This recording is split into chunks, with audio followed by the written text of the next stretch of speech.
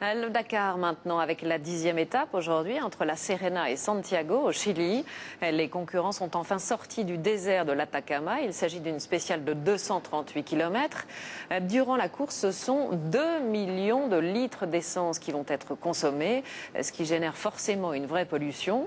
Deux motards ont choisi de rouler écolo, l'un à l'éthanol, l'autre avec un mélange hybride d'eau et d'essence.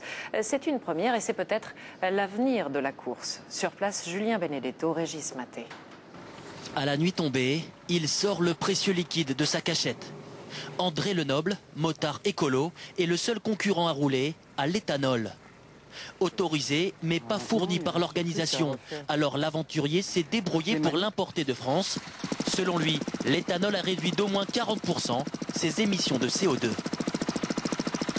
Il faut qu'on prenne conscience si on souhaite continuer à évoluer dans ces magnifiques paysages, il faut aussi essayer de les préserver. Donc il faut avoir simplement une attitude responsable. Rouler écolo, c'est une idée de Jobard. Willy Jobard fait vrombir son moteur avec de l'eau.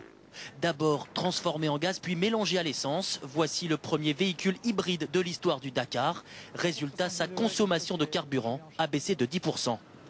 Je ne vais pas vous faire le grand discours écolo. Ce type de produit peut être installé sur n'importe quel véhicule. Ça baissera un petit peu la pollution, mais une petite pollution multipliée par X, ça fait une grosse baisse de pollution.